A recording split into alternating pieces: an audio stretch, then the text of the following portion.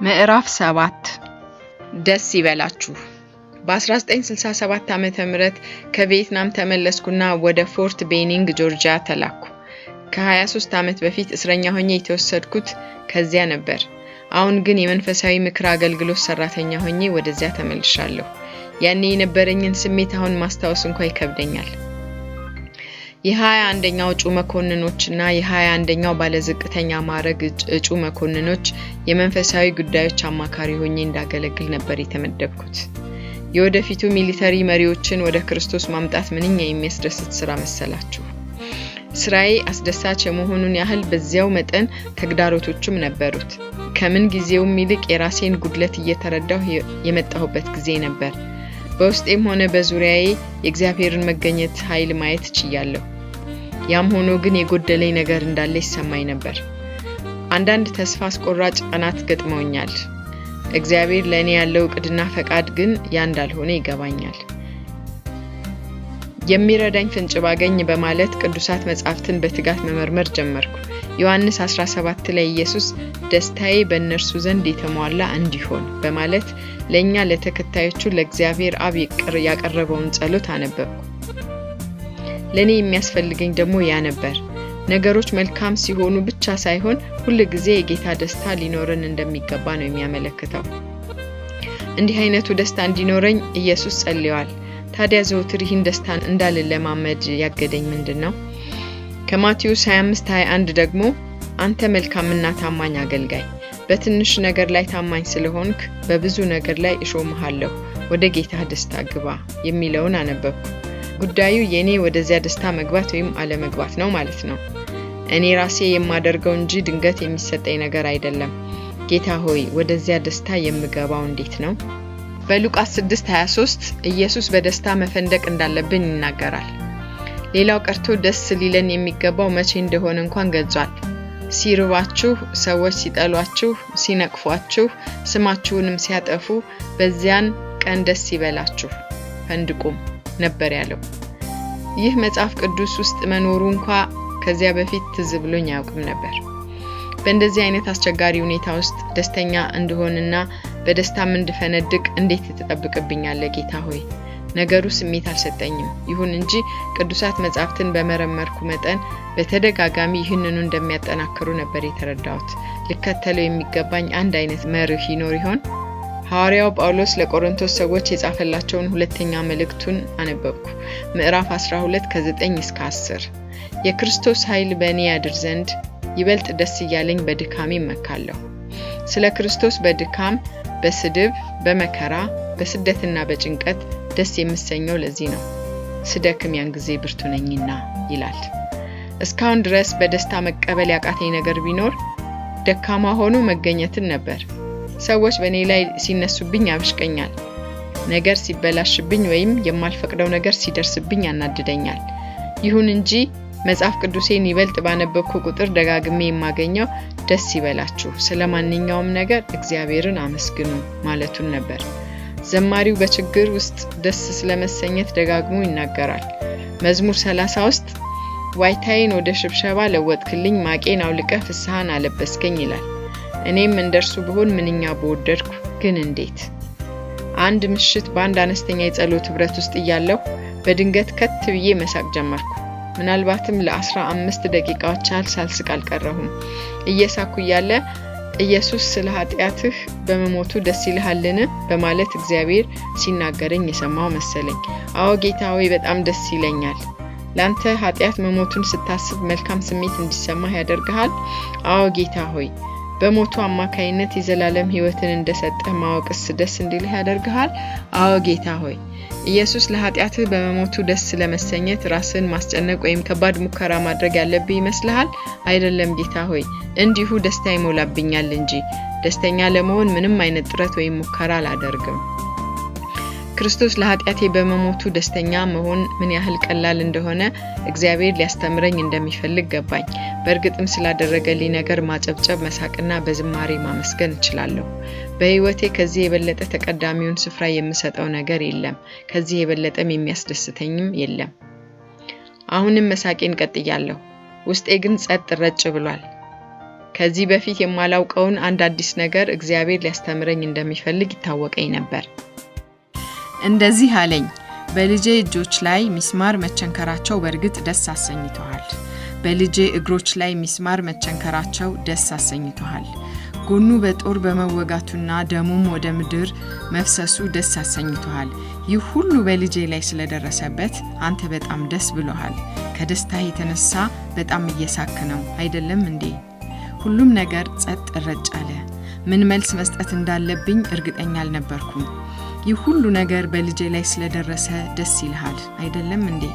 በመጨረሻም አባት ሆይ እንዴት እንደሆነ ባላውቅም ደስ ይለኛል ማለት ነበረብኝ። ምናልባት የተሳሳተ መልስ ሰጥቼ እንደሆነ እያሰብኩ ጥቂት ጊዜ ቆየው። ምናልባትም የተነገረኝ ምን እንደሆነ እንኳን አልተረዳው ይሆናል። በመጨረሻ ግን አዎ ልጅ ሆይ ደስ እንዲልህ እፈልጋለሁ ሲለኝ በመስማቴ ትልቅ እፎይታ ተሰማኝ። ከት ብዬ ሳኩ።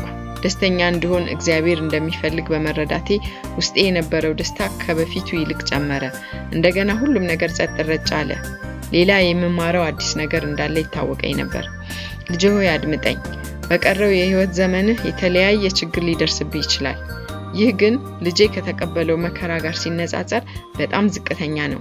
ክርስቶስ ስለሞተልህ ደስተኛ ነህ ወይ ብዬ ለመጀመሪያ አስጠይቅህ ደስ እንዳለህ ሁሉ ምን ጊዜም ደስተኛ እንድትሆን እፈልጋለሁ።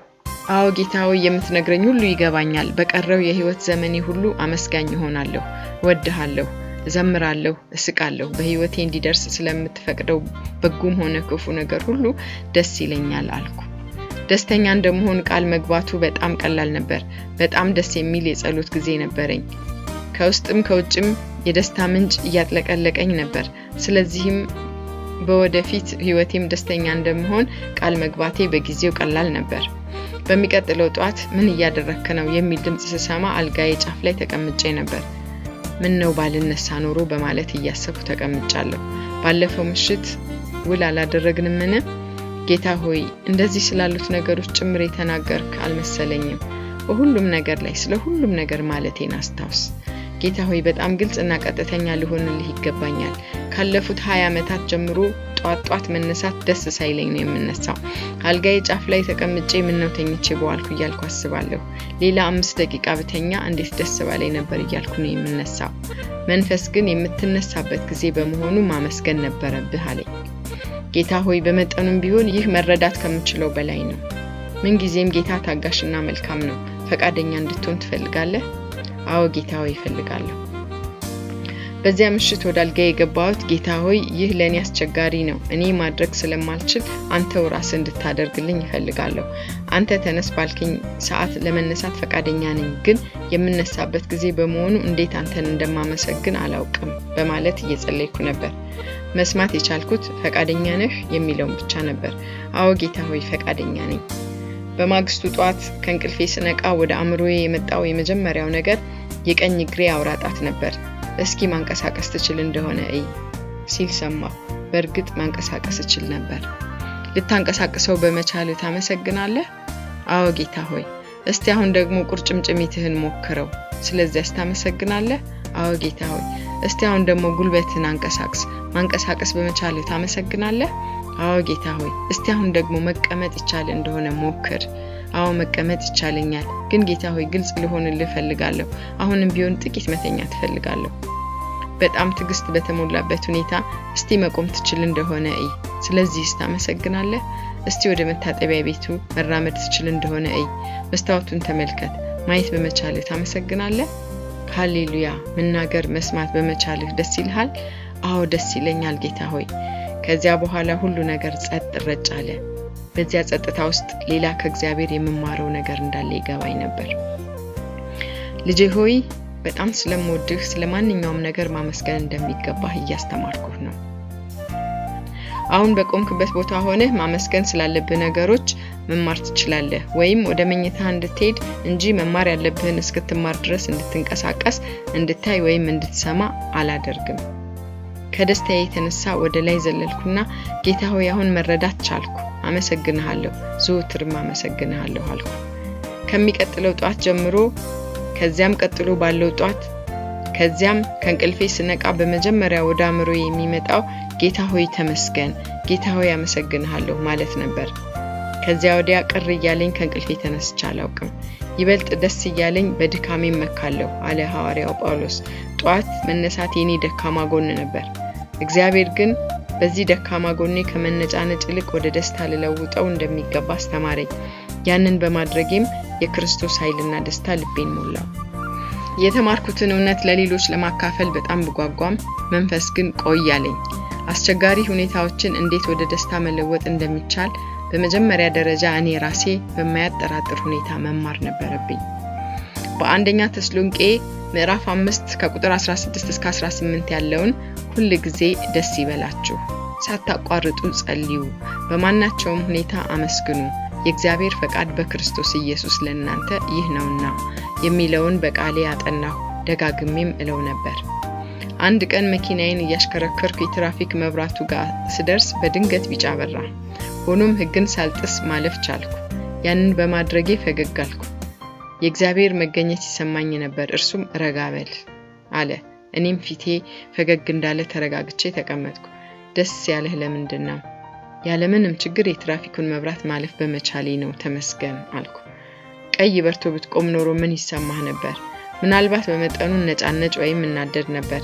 ምናልባትም እኔ እስካልፍ ድረስ ምን ነው ቢቆይ ኖሮል ነበር አልኩ። የትራፊክ መብራቱን የምቆጣጠረው እኔ መሆኔን አታውቅምን? አጽናፍ ዓለሙንና ራሱ ጊዜን የምቆጣጠረው እኔ አይደለሁምን? በሚቀጥለው ጊዜ ቀይ መብራት ሲበራ ማመስገን አለብህ። እንደዚያ እንዲሆን ያደረኩኝ የራሴ መሆኔን ማወቅ ይኖርብሃል። በሚቀጥለው ጊዜ ቀይ መብራት ሲበራ መኪናዬን አቆምኩና በዚያን ጊዜ ምን እንዳደርግ እንደሚፈልግ እግዚአብሔርን ጠየቅኩት። እዚያ ማዶ መንገዱን ተሻግሮ የሚሄደው ሰው ይታያልን? በጣም ጸሎት የሚያስፈልገው ሰው ነው። እስቲ ባለበት ሆነ ጸልይለት። ብዙዎቻችን በእግዚአብሔር እንደምናምን እንናገራለን፣ ግን እያንዳንዷን ጥቃቅን የህይወት ገጽታችንን ጭምር እንደሚቆጣጠር እናምናለን ወይስ ስለ ትልልቆች ጉዳዮች ብቻ እንደሚገደው ነው የምናስበው? እግዚአብሔር የራሳችንን ጠጉር ቁጥር እንኳን ሳይቀር እንደሚያውቅ ኢየሱስ ተናግሯል። ታዲያ በህይወታችን ለሚደርሱብን ጥቃቅን ነገሮች እንኳን ከኛ ይልቅ አብልጦ እንደሚገደው መቀበል የሚያዳግተን ለምንድን ነው? በበኩሌ በራሴ ላይ ምን ያህል ጠጉሮች እንዳሉ አላውቅም። እግዚአብሔር ማንኛውንም ነገር ይቆጣጠራል። እርሱም በሚወዱ ሰዎች ህይወት የሚደርሰውን ማንኛውንም ነገር ለመልካም ይለውጠዋል። ሮሜ ምዕራፍ 8 ቁጥር 28። በአሁኑ ጊዜ ይበልጥ በእግዚአብሔር መታመን ጀምሬያለሁ። ግን ስለ ሰይጣንስ? ተሸሽጎና ሸምቆ በመግባት ከእግዚአብሔር ፈቃድ ውጪ የሆነ ነገር ሊያደርስብን አይችልም? ልጁን ኢየሱስ ክርስቶስን አሳልፎ እንዲሰጥ በይሁዳ ልብ ውስጥ እንዲገባ ለሰይጣን የፈቀደለት ራሱ እግዚአብሔር ነበር። አላውቀውም ብሎ ኢየሱስን እስኪክድ ድረስ ሰይጣን የጴጥሮስ እምነት እንዲያዳክም የፈቀደ እግዚአብሔር ነበር። በኢየሱስ ክርስቶስ ላይ አድማ ባደረጉትና በመጨረሻም በሰቀሉት ሰዎች ልብ ውስጥ ሰይጣን እንዲገባ የፈቀደ እግዚአብሔር ራሱ ነው። እንደዚያ እንዲያደርጉ እግዚአብሔር መከልከል ይችል ነበር። በ10,000 የሚቆጠሩ መላእክትን ልኮ የሰይጣንን እቅድና ደባ መደምሰስ ይችል ነበር። እግዚአብሔር ግን እንደዚያ አላደረገም። ምክንያቱም ይህ ሁሉ ኃጢያትን መከራን በኢየሱስ ላይ ከተፈጸመው በኋላ ፍጹም ደስታ፣ ምስጋናና ድል እንደሚከተል እግዚአብሔር ያውቅ ነበር። በመጀመሪያ እግዚአብሔር ካልፈቀደለት በቀር ሰይጣን በእኛ ላይ ምንም ማድረግ አይችልም። ኢዮብን እንዲፈትነው ለሰይጣን የፈቀደለት እግዚአብሔር እንደነበር አስታውሱ። በእኛ ላይ አንዳች ነገር እንዲያደርግ እግዚአብሔር ለሰይጣን የሚፈቅድለት በዚያ ውስጥ ካለፍን በኋላ የሚኖረውን ደስታና ድል ማየት ስለሚችል ነው።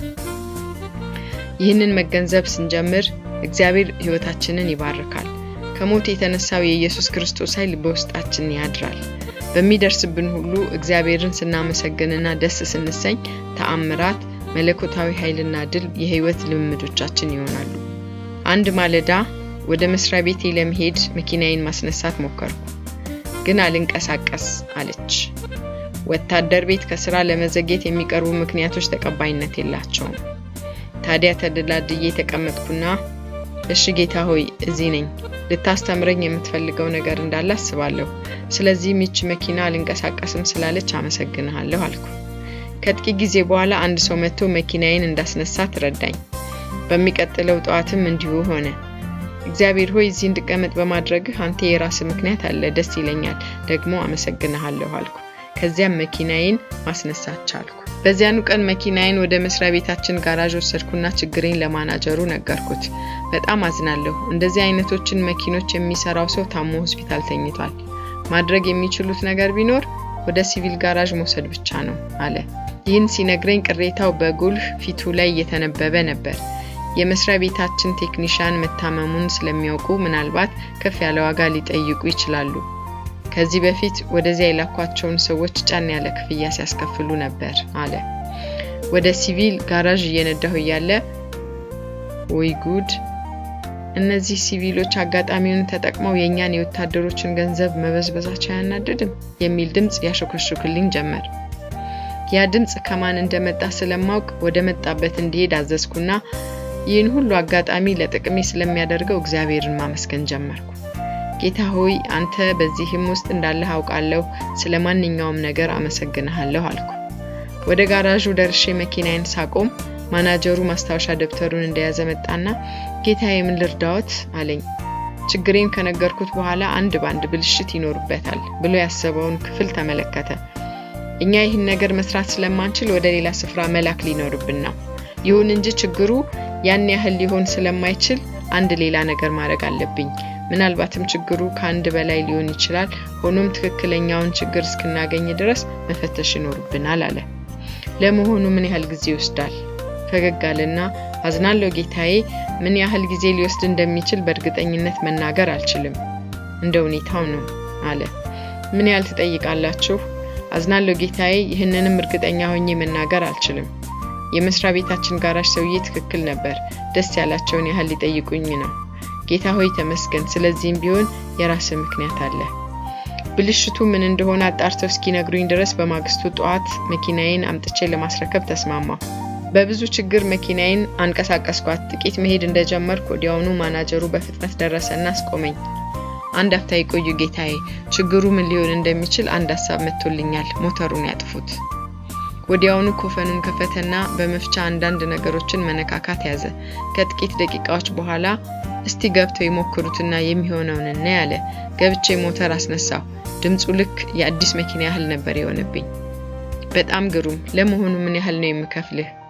አመሰግናለሁ ጌታዬ፣ ምንም የሚከፍሉኝ ነገር አይኖርም። ልረዳዎት በመቻሌ ደስ ብሎኛል። እዚያው እያለሁ ልጄ ሆይ እኔ ካልፈቀድኩ በቀር ማንም ከፍ ያለ ዋጋ ሊጠይቅህ ሊጎዳህ ወይም ደግሞ ሊያመናጭቅህ እንደማይችልና እነዚህን ስለመሰሉ ነገሮች መጨነቅ እንደሌለብህ እንድታውቅ ፈልጋለሁ። ህይወትህ በሙሉ በእጄ መዳፍ ውስጥ ስለሆነ ለማንኛውም ነገር ልትተማመንብኝ ትችላለህ። በማንኛውም ሁኔታ እኔን በማመስገን እንድትጸና እያንዳንዱ የህይወት ገጽታህን እንዴት አድርጌ እንደማበጀው ትመለከታለህ የሚል ቃል ልቤ ውስጥ ፈሰሰ። ሃሌሉያ ጌታ ሆይ አልኩና ከደስታዬ የተነሳ ነበርኩበት ወንበር ላይ የተቆነጠነጥኩ ጌታ ሆይ ተመስገን፣ እነዚህን አስደናቂ ነገሮች ስላሳየኸኝ ተመስገን። በዚያ ችግር ላይ ያለው በሁኔታው ባማረርና ባጉረመርም ኖሮ ምንም የምጠቀመው ነገር ሊኖር እንደማይችል መረዳቴ ደስ አለኝ። እግዚአብሔር ምን ያህል እንደሚወደኝ ሊያስተምረኝ በህይወቴ ያመጣቸውን ነገሮችን ምን ያህል ሳልጠቀምባቸው ቀርቼ ይሆን? ብዙዎቻችን እነዚህ እኛኑ ለመጥቀም በህይወታችን የሚመጡ እድሎችን እንደ ከባድ ሸክም እንቆጥራቸዋለን። ይሁን እንጂ በእንዲህ አይነት ሁኔታዎች ውስጥ ካለፍን በኋላ ነገሮች ሁሉ ለደስታ እንዲሆኑልን እግዚአብሔር በክርስቶስ ኢየሱስ አማካይነት ወስኗል። በዚህ ቅጽበት እንኳን ልባችንን እጹብ ድንቅ በሆነ ደስታ ሊያጥለቀልቀው እግዚአብሔር እንደሚፈልግ መገንዘብ ምንኛ የከበረ እውነት ነው። ይህን የሚያደርገው መልካም ሰዎች ወይም ጻድቃን ስለሆንን ወይም ስለከፈልነው መስዋዕትነት አይደለም። ለዚህ ሁሉ መሰረቱ አንድና አንድ ብቻ ነው። ይኸውም በጌታ ኢየሱስ ክርስቶስ ማመናችን። እንግዲህ ይህን ከማመን አንጻር የተቀመጥኩበት ወንበር ቢሰበር የእርሱ ፈቃድ ነው። የቀረበልኝ ቡና በጣም ትኩስ ቢሆን ወይም ዳቦ ቢያር የእርሱ ፈቃድ ነው ማለት ነው። የሚደርስብን ነገር ሁሉ እንደ እግዚአብሔር ፈቃድ መሆኑን ከልባችን ማመን ስንጀምር የእግዚአብሔር ኃይል በህይወታችን መስራት ይጀምራል። ሰዎች ሲያሳድዷችሁና የተለያየ ችግር ሲያደርሱባችሁ ደስ ይበላችሁ በማለት ኢየሱስ የተናገረውም ይህንኑ ሊያስተምረን ነበር። ለብዙ ዓመታት በከባድ ራስ ምታት ስሰቃይ ይኖርያለሁ። አልፎ አልፎ ካልሆነ በቀር አጉረምርሜ አላውቅም። ይልቁንም የሌሎችን ያህል መጥፎ ባለመሆኑ እግዚአብሔርን አመሰግን ነበር። አንድ ቀን ግን ለምንድነው ስለ ራስ ምታቱ የማታመሰግነኝ አለኝ። ለራስ ምታቱ አልኩ በድንጋጤ ከውብዬ። አዎ ለራስ ምታቱ። የክርስቶስ ኃይል ይበልጥ በህይወቴ ይገለጥ ዘንድ እንደድል ይህን ራስ ምታት ስለሰጠኝ እግዚአብሔርን ለማመስገን ሐሳቤን ወደ እርሱ አነሳው። ራስ ምታቱ ግን ከመሻል ይልቅ እየባሰ ሄድ ጀመር። እግዚአብሔርን ማመስገኔን ቀጠልኩ። ይሁን እንጂ ለማመስገን ባሰብኩ ቁጥር ህመሙን በዚያው መጠን ይበረታ ጀመር። በእኔ ህይወት ውስጥ ሰይጣንና የክርስቶስ መንፈስ ውጊያ እየገጠሙ መሆኑን ተረዳሁ። ህመሙ ልቋቋመው በማልችለው ሁኔታ ቢባባስብኝም በማመስገን ጸናሁ። አንድ ቀን ግን በድንገት በደስታ ባህር ተጥለቀለቅኩ። እያንዳንዷ የሰውነት ህዋስ ይህ ነው ማለት በማልችለው ደስታ ትጥለቀለቅ ነበር።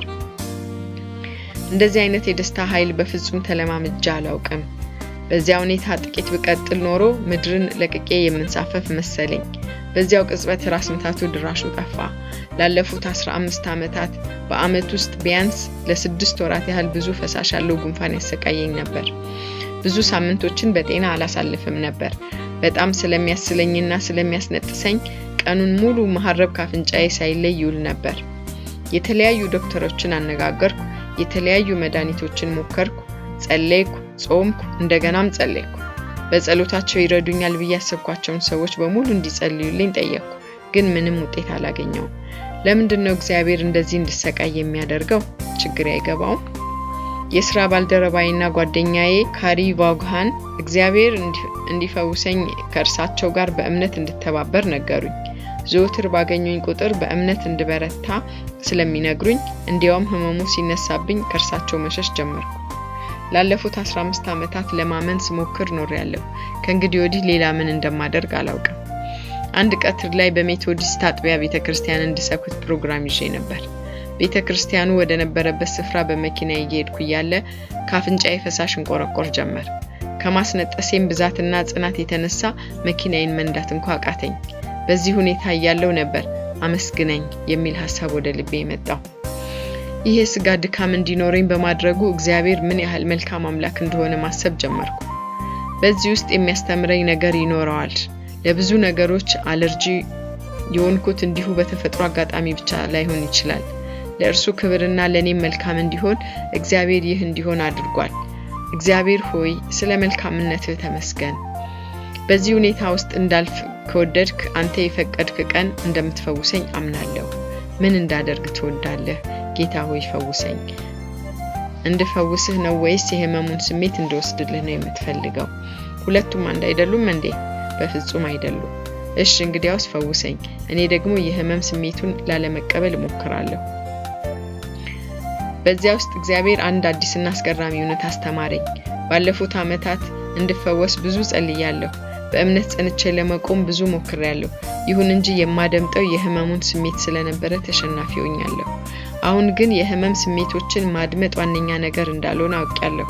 የሚያስፈልገኝ በእግዚአብሔር ተስፋ ቃል ላይ ጸንቶ መቆም ነበር።